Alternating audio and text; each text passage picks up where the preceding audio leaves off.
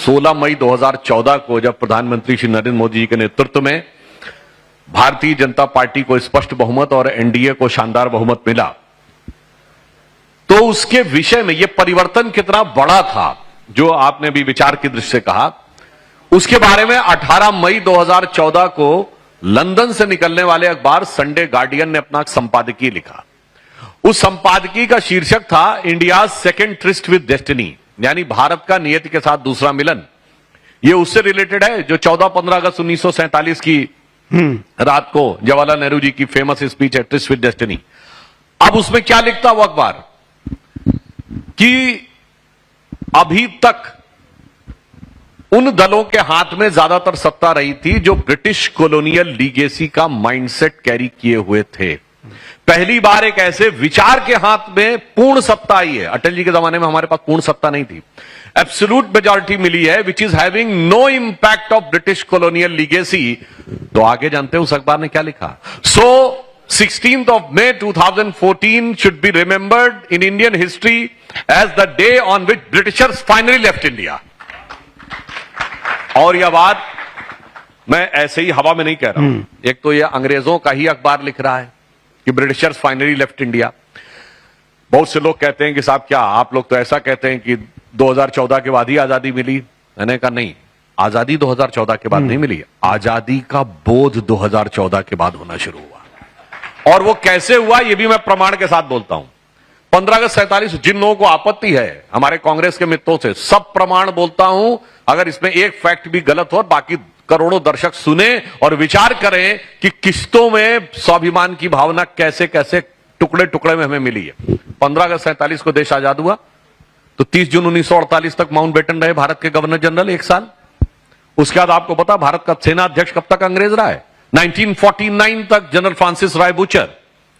फिर भारत का air force chief कब तक अंग्रेज रहा है? 1954 air chief marshal Gerald Gibbs.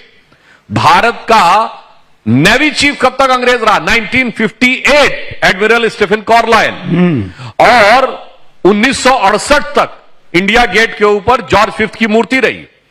1972 में इंदिरा गांधी ने जब अमर जवान ज्योति बनवाई, वरना उससे पहले आप जाके इंडिया गेट पे देखिए तो उन सैनिकों के नाम लिखे जिन्होंने ब्रिटिश हुकूमत के लिए अपनी जान दी। तो भारत का प्रधानमंत्री उनको नमन करता था। और परिवर्तन कितना बड़ा आया कि 1997 तक भारत का जो बजट आता था वो शाम 5 बजे आता था। क्यों? क्योंकि अंग्रेजों ने शुरू किया था कि लंदन में जब 11:30 बज रहे होंगे तो लंदन के समय के अनुसार भारत का बजट आएगा। 50 साल गुलामी की मानसिकता को ढोया है कि लंदन के समय के हिसाब से भारत का बजट आता था। अटल जी की सरकार में चेंज हुआ। मोदी जी की सरकार में आने के बाद क्या परिवर्तन आया? हमारा बजट पहले 1 मार्च को आता था, अब मोदी जी के आने के बाद 1 फरवरी को आने लगा। 1 मार्च को क्यों आता था? क्योंकि ये इंग्लैंड के मौसम से तय होता था। वहां मार्च के महीने में बर्फ पिघलती है और कामकाज शुरू होता है। हमारा मौसम ये कहता है कि जून के प्रथम सप्ताह में हमारे यहां दक्षिण भारत में मानसून आ जाता है, जून का मध्य आते आते पूरे भारत में मानसून आ जाता है। तो हमारे अनुसार मई के प्रथम सप्ताह तक जो भी वित्तीय आवंटन है वो पहुंच जाना चाहिए। तो भारत की फितरत, भारत के मौसम के अनुसार बजट बदलना शुरू हुआ मोदी जी की सरकार में। इसलिए मैं कहना चाहता हूं, एक बार माननीय मोहन भागवत जी ने एक शब्द प्रयोग किया था, स्वतंत्र तो हुए तो हम स्वाधीन तो हुए, स्वतंत्र नहीं हुए। तो हमारा तंत्र, याद करिए कश्मीर फाइल मूवी का डायलॉग, सरकार भले उनकी है, सिस्टम हमारा है।